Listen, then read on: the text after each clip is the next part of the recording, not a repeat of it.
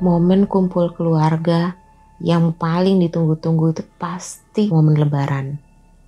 Sama aja nih, kayak di keluargaku juga begitu. Pokoknya kalau udah lebaran, semua keluarga besar kumpulnya di satu rumah. Rumahnya kakek. Karena ya alhamdulillahnya kakek dikasih umur panjang, beliau masih hidup sampai sekarang. Nah, kalau sudah kumpul-kumpul semua nih, terutama cucu-cucu, wah pasti kakek manggilin semua cucu-cucunya, suruh duduk di deket-deket dia, terus dia cerita dari zaman dia muda dulu gimana, waktu dia jadi tentara gimana. Oh ya, kakekku purnawirawan TNI ya. Ceritanya macam-macam, ada yang lucu, ada yang sedih, ada yang bahagia. Cuman yang paling aku tunggu-tunggu itu pasti cerita horornya. Nah kalau udah giliran cerita horor nih, udah deh. Cucu-cucunya ada yang kabur, ada yang alasan mau kemana kek. Cuman aku doang tuh yang dengerin kakek se-excited itu. Salah satu yang paling aku ingat itu adalah cerita ini. Jadi kakekku dulu dia sempat bertugas di gudang persenjataan. Nah, kalau misalnya ditugasin buat nganter senjata atau amunisi itu kan biasanya ke daerah Jawa Tengah. Dan tentara yang bertugas untuk mengantar itu 2 orang. Itu selalu begitu, 2 orang. Nah, bentuk dari mobilnya ini tuh kayak mobil kotak gitu. Nggak tahu sih, kakek ngejelasinnya cuman mobil bentuknya kotak tapi tertutup. Nah, joknya itu cuman ada di depan doang, belakang itu full. Isinya ya paling cuman kotak senjata, kotak amunisi, udah gitu doang. Nggak ada apa-apanya, nggak ada joknya, nggak ada tempat buat duduk, nggak ada. Gitu kan. Terus udah di hari itu kakek sama temennya mereka ngantar ke daerah Jawa Tengah. Udah sampai di sana, ternyata temennya ini kan emang asli orang Jawa Tengah kan. Dia bilang, udah deh gue turunin aja di sini. Gue kemarin udah ngajuin cuti selama berapa hari ke depan. Jadi ya sekalian aja gue balik gitu. Oh ya udah, pikir kakek kan ya udah mau gimana lagi kan. Akhirnya kakek balik sendirian nih menuju ke Bandung. Mesnya aku nggak usah spill lokasinya ya, pokoknya di Bandung aja gitu. Nah sewaktu perjalanan pulang, si kakek ini memang dia lewatin ke daerah Lembang nih, Terus udah sekitar jam berapa ya itu ya, kayaknya sekitar jam 11 atau hampir jam 12 malam deh. Itu kan ngelewatin kan Tanjakan Emen namanya. Kalian pasti tahu lah Tanjakan Emen, banyak beritanya juga kan. Nah di Tanjakan Emen itu kan ada kan yang tikungan tajam itu. Sewaktu kakek mau ngelewatin tikungan itu, oh ya aku lupa kasih tahu. Ini kejadiannya sekitar tahun 60-an 70-an ya. Bayangin aja 60-an tahun 70-an Tanjakan Emen udah kayak apa ada bentuknya. Yang pasti kan gelap dan jalanan tuh bukan yang sebagus sekarang gitu loh. Jalanan dulu mungkin juga ya ada yang belum diaspal sepenuhnya kan. Lanjut cerita. Jadi kakek waktu mau ngelewatin Tanjakan Emen itu yang tikungan tajam itu, dia lihat ada perempuan. Tangannya melambai-lambai. Melambai-lambai itu kayak orang mau minta tumpangan gitu loh, ngerti kan? Wah, kakek udah bingung. Jam segini ada cewek minta ditumpangin. Waduh, gimana ya? Kalau misalnya itu cewek beneran, kasihan. malam-malam, tengah malam kan, gelap. Wah, ini cewek kalau dia apa-apain sama orang gimana? Tapi kalau bukan cewek, waduh, gimana ya? Berhenti nggak? Ah, udah deh, berhenti aja deh. Si kakek mikir kayak gitu kan. Kalau misalnya itu jurik alias itu demit, ya sudah, mau gimanain lagi. Emang jurik bisa apa sih? Emang jurik bisa ngebunuh orang kan? Gak mungkin juga. Lagian tentara masa takut sama demit, kan lucu gitu. Udahlah, berhenti aja. Kalau misalnya itu manusia kan kasihan kalau seandainya dia butuh pertolongan. Akhirnya udah, kakek nepi. Dia buka pintu, turun, tanyain, "Neng, mau kemana?" Gitu. Terus si perempuan ini nggak ngejawab gitu.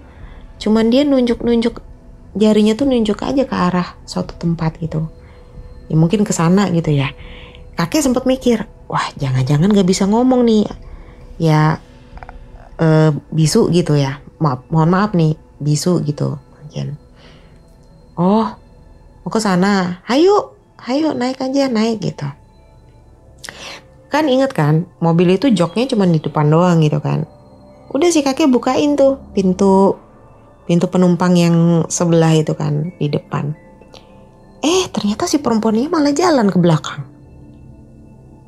Terus si kakeknya bingung, lah kok malah ke belakang?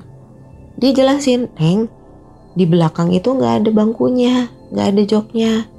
Kalau mau di sebelah," gitu. Si perempuan itu geleng-geleng terus nunjukin pintu belakang itu. Waduh, kenapa nih perempuan? Oh, mungkin takut kali ya digrepe-grepe atau dia papain kan. Ya sudahlah, pikir kakek, dah nggak apa-apa. Ya wajar, namanya perempuan kan, sama orang nggak dikenal. Udah, akhirnya dia buka pintu belakang itu. Terus kayaknya cuma dialasin koran atau dialasin apa gitu kan, di bawah gitu. Si perempuan tadi duduk di situ. Udahlah, akhirnya jalan lagi itu mobil. Begitu kakek masuk ke mobil, itu kecium bau wangi yang semerbak banget sampai nusuk hidung, sampai kalian tahu kan yang kalau bibit parfum terus ditempelin ke hidung, aromanya kayak gimana? Ya mungkin kayak gitu deh. Wangi banget. Sampai kakek tuh rada-rada puyeng, aduh, ini berapa botol parfum ya yang dipakai gitu kan, pikir kakek kan. Akhirnya udahlah, jalan lagi. Sepanjang jalan tuh kan ditanyain, "Namanya siapa, Neng?" Cuman geleng-geleng. "Loh, umurnya berapa, Neng?" Cuman geleng-geleng lagi. Pokoknya setiap kali ditanya nggak ngejawab, tapi cuman ngegeleng-geleng aja. Waduh, fix bisu nih orang nih. Ya udahlah. Akhirnya kakek diem aja kan. Terus jalan terus. Begitu mau sampai di ujung tanjakan Emen, udah mau di ini nih, udah mau deket sama keramaian penduduk gitu kan.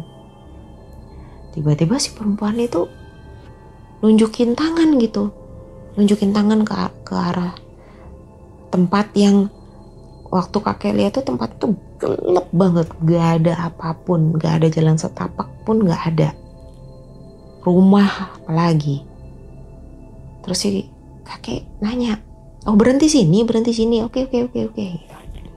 Akhirnya udah kan, si kakek nepi, dia turun mau ngebukain pintu buat si Neng tadi. Begitu dia buka pintu belakang, si Neng udah nggak ada, hilang lang. Padahal nggak mungkin kalau dia keluar manjat, misalnya loncat gitu ya ke jok depan terus keluar dari pintu depan tuh nggak mungkin banget, karena nggak akan bisa gitu, nggak akan mungkin orang muat di situ. Terus kalaupun iya, yang pastinya kan kelihatan dong jejaknya dia lari kemana gitu kan. Kalau misalnya dia berhasil kabur lewat jok depan, udah nggak mungkin banget lah, nggak masuk akal lah kalau misalnya dia kabur lewat pintu depan. Tapi yang aneh, semenjak itu perempuan udah nggak ada, baunya yang tadi wangi berubah jadi kayak bau bangke,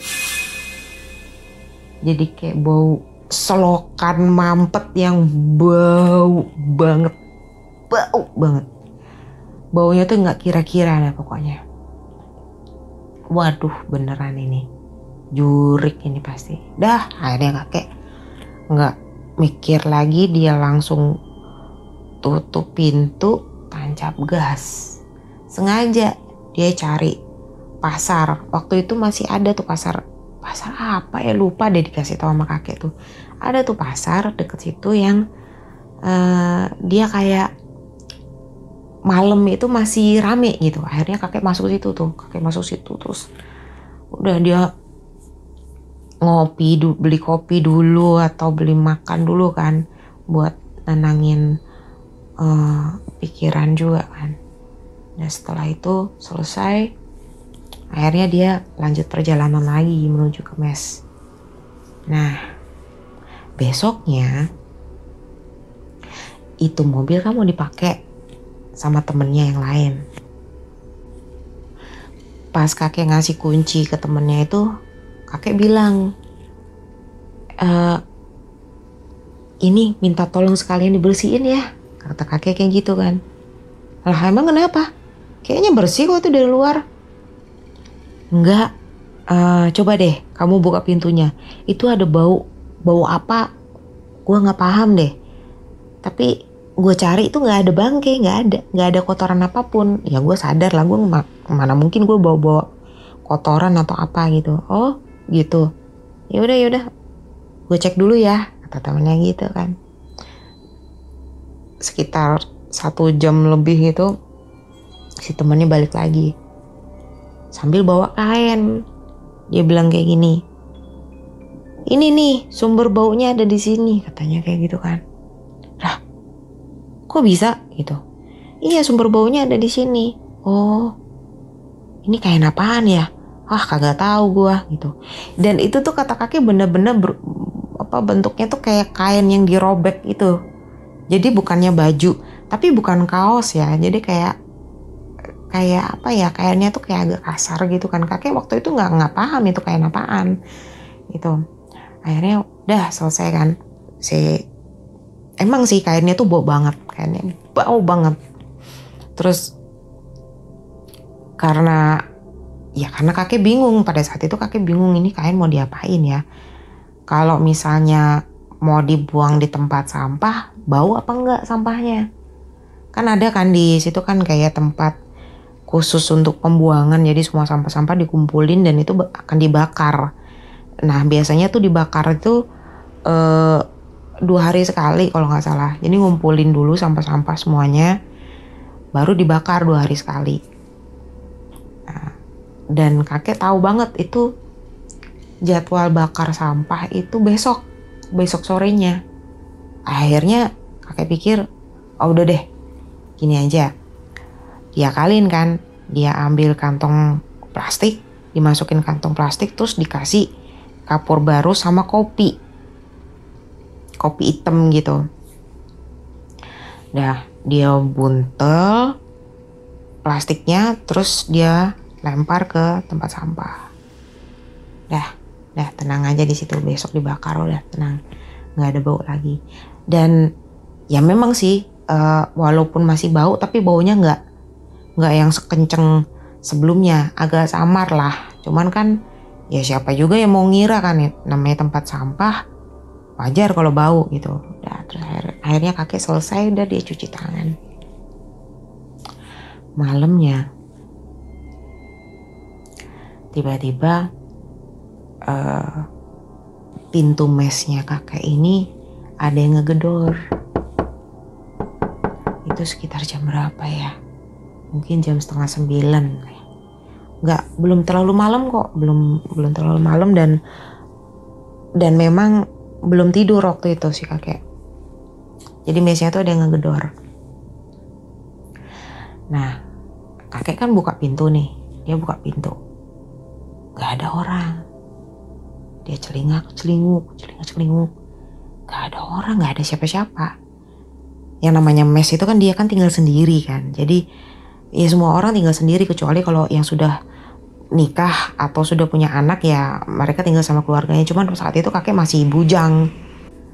Karena dia nggak ngeliat ada siapa-siapa, ya udah dia tutup pintu lagi, dikunci. Belum aja kakinya masuk ke kamar, melangkah ke dalam kamar, diketok lagi. Ini siapa ya? Udah buru-buru dia lari ke depan kan, dibuka pintunya.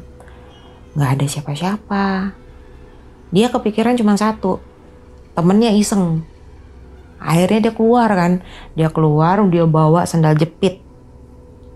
Aturannya tuh mau dilemparin ke temennya. Dia keluar keliling mes gitu, cari depan, gak ada siapa-siapa. Sampai dia lihat ke balik-balik pohon, balik-balik benda-benda yang sekiranya bisa dibuat ngumpet sama orang gitu kan, gak ada siapapun. Dan herannya saat itu tuh sekeliling kakek gak kelihatan ada orang. Semua mes tuh kayak sepi banget, gak ada siapapun. Udah dia masuk lagi. Sambil masuk, dia bilang kayak gini, sekali lagi awas ya, gue sambit pakai sendal, kata dia gitu kan. Udah dia tutup itu, dikunci. Terus beneran kan, pas dia belum aja nyampe di kamarnya, diketok lagi, tok. Wah beneran cari ribut, kata kakek gitu. Dia ambil sendal jepit, dia langsung buka pintu, siap-siap mau mukul kan, tangannya udah keangkat tuh. Begitu pintunya dibuka, yang dia lihat apa? Pocong, tapi bagian atasnya, ya tali atasnya itu kebuka. Jadi kepalanya itu kelihatan, rambutnya kelihatan. Dan kakek tahu banget, masih inget, itu mukanya adalah muka perempuan yang ngikut dia waktu jalan pulang. Kakek gak bisa gerak waktu itu, dia cuman matung aja dengan posisi tangan masih di atas gitu kan. Terus yang sosok pocong perempuan tadi itu cuman bilang, tali pocong saya mana? Tali pocong saya mana? Kata dia gitu. Loh, waduh, bingung kan kakek. Kakek tiba-tiba keingetan sama tali pocong yang dia buang di tempat sampah. Wah, udah. Akhirnya kakek berusaha gerak kan. Dia sambil baca-bacaan. Setelah berapa detik itu akhirnya dia berhasil nurunin tangannya dulu. Terus gak banyak omong, dia cuma bilang kayak gini, tuh di sono, kalau lu mau nyari, cari aja di sono, kata dia gitu, kata si kakek sambil nunjuk itu tempat pembuangan sampah. Untungnya itu perempuan, si pocong perempuan tadi, dia noleh ke arah pembuangan sampah, terus dia langsung sekali loncatan itu dia langsung ada di tempat pembuangan sampah itu gitu. Udah kan kakek udah gak mau tahu lagi, dia langsung buru-buru kunci pintu.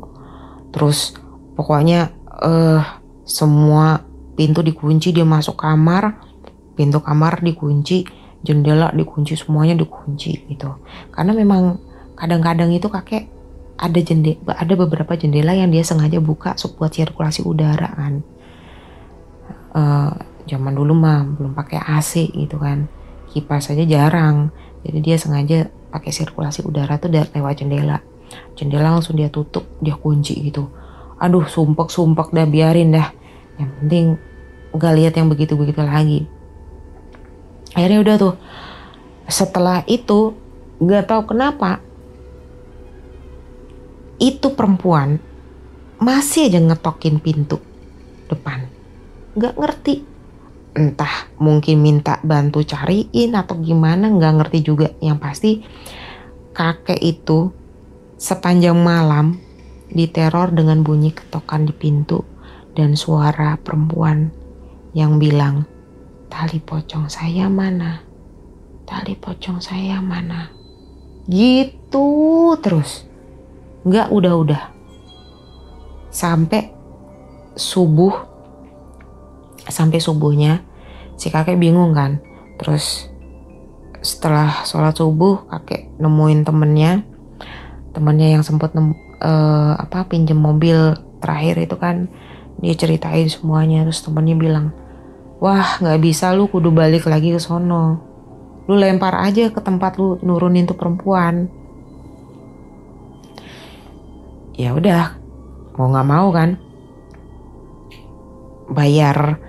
Waktu itu kakek sempet kasih temennya tuh 1.000 atau 1.500 gitu. Ya temenin gue yuk, gue nggak mau sendiri gitu. Ya temennya kan minta duit kan, kasih gue duit, ntar gue temenin.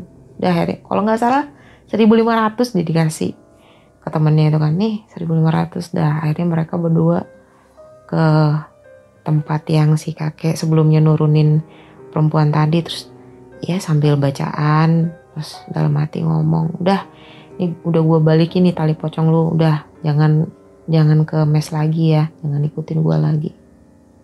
Udah dilempar gitu sambil bismillah.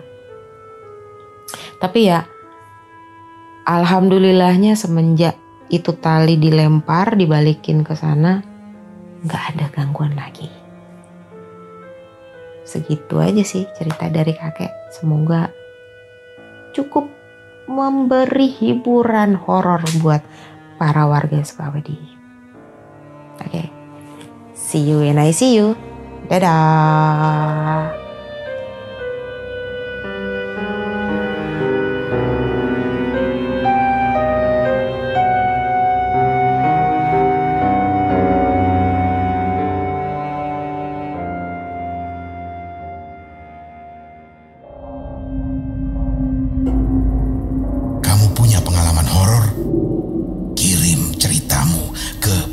podcast.ceritahoror@gmail.com